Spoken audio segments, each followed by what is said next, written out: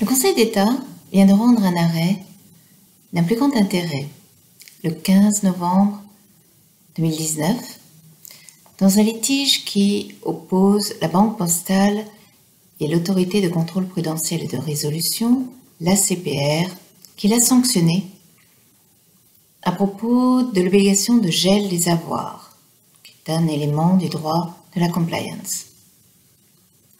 L'ACPR l'a sanctionné pour n'avoir pas, d'une façon conforme aux exigences de la loi, prévenu une violation de la réglementation sur le gel des avoirs, puisque des personnes ont pu disposer d'avoirs qui pourtant étaient gelés.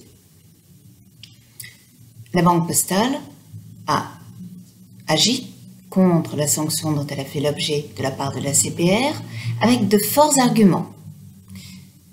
Tout d'abord, en l'état des textes au moment où elle a été sanctionnée, ce fait ne pouvait être reproché que lorsque il avait été commis par des clients de la banque. Et là, la technique qui avait été utilisée était celle des mandats cash. Mais des mandats cash hors compte, c'est-à-dire par des personnes qui ne sont pas clients de la banque. Donc, la banque disait, pourquoi me sanctionner? Puisque moi, je ne suis comptable que des agissements de mes propres clients. Si ce ne sont pas mes clients qui ont agi, je ne peux pas être sanctionné, je n'avais pas à les surveiller, je n'avais pas à les empêcher.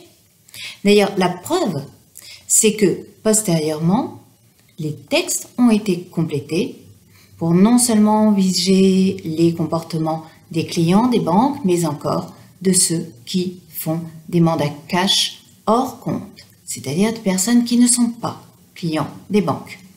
L'argument paraît solide. Mais le Conseil d'État considère que même à l'époque, la loi implicitement, mais nécessairement, visait déjà ce comportement. Pourquoi? Bien, le Conseil d'État le dit dès le début de sa décision, c'est parce que, par nature, si on gèle des avoirs, c'est pour que ceux-ci, c'est quasiment tautologique, c'est un truisme, c'est pour que précisément ces avoirs ne sortent pas des comptes, que ce soit du fait des clients ou du fait de personnes qui ne sont pas clients. Ce qui compte, ce n'est pas qui les fait sortir, mais que tout simplement ils ne sortent pas. Donc, quand bien même les textes à l'époque ne l'avaient pas dit, peu importe que ces personnes ne soient pas clientes, il ne fallait pas que ces avoirs sortent, et donc la banque était apte à être sanctionnée. Voilà la banque qui ne peut pas gagner sur ce premier terrain. Sur un autre terrain, la banque dit « mais je ne peux pas être sanctionnée ». Pourquoi? Eh bien parce que je n'ai commis aucun préjudice dans ce non-conformité à la réglementation, d'une part, par rapport à mes clients, et d'autre part, cette activité de mandat cash, elle était totalement déficitaire pour moi.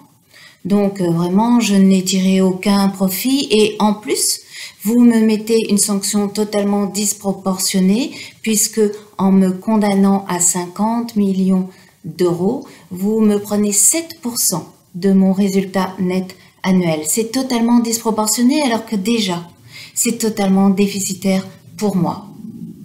Mais là, le Conseil d'État répond, mais c'est pas du tout le sujet. Si vous êtes obligé de prévenir d'une façon optimale, efficace, efficiente, le fait qu'il ne doit y avoir aucune violation dans cette obligation de gel des avoirs, c'est pas pour protéger vos clients, c'est pas parce que vous faites du profit, non. C'est parce qu'il y a un besoin impérieux d'ordre public et de sécurité publique. Ce sont les propres mots utilisés par le Conseil d'État. Un besoin impérieux d'ordre public et de sécurité publique lié à un gel des avoirs, lequel est lié à la lutte contre le blanchiment d'argent et la lutte contre le terrorisme. Donc la banque peut bien se débattre en disant qu'elle n'a aucun intérêt. Oui, mais c'est pas l'intérêt de la banque qui est ici concerné. C'est des intérêts impérieux. L'adjectif est souvent repris et il est justifié un intérêt impérieux. C'est l'intérêt général. Et un intérêt global, la lutte contre le blanchiment d'argent avec ce qui est sous-jacent au blanchiment d'argent. Trafic de drogue, terrorisme, trafic d'armes, vente des êtres humains. Donc, la banque doit impérativement faire en sorte que quand des avoirs soient gelés, ils ne sortent pas des comptes. C'est pourquoi le Conseil d'État va valider la sanction de l'ACPR. Les arguments retenus et développés par le Conseil d'État dans sa décision du 15 novembre, qui fait perdre la Banque postale contre l'ACPR, sont très puissants. Si on regarde peut-être du point de vue d'un droit plus classique, qui serait le droit pénal, car enfin, la banque est sanctionnée. Donc nous sommes en matière pénale. La matière pénale, c'est de droit constitutionnel, c'est du droit de la Convention européenne des droits de l'homme, c'est ce droit fondamental qui garantit nos libertés, qui bénéficie non seulement aux banques, mais aux voleurs, aux assassins, aux coupables. C'est ce qui fait que nous sommes dans un état de droit, qui fait que il y a des principes constitutionnels, qui fait que les lois ne sont pas rétroactives, ce qui fait qu'elles sont d'interprétation restrictive, même lorsqu'il y a des impérieux besoins d'ordre public, et qui fait que quand on interprète aussi largement, d'une façon aussi répressive, les textes, la matière pénale peut en être froissée, car à ce moment-là, c'est l'équilibre entre les libertés et l'efficacité qui certes caractérise le droit de la compliance. Le droit de la compliance a parfois du mal à s'équilibrer avec ce que la matière pénale contient encore de défense des libertés. Ici, le Conseil d'État, conforme à sa tradition, reprend et fait prévaloir le principe d'efficacité, ici servi par les sanctions. Peut-être d'autres juridictions auraient préféré faire prévaloir l'analyse restrictive, le principe de non-rétroactivité qui sont le propre du droit pénal.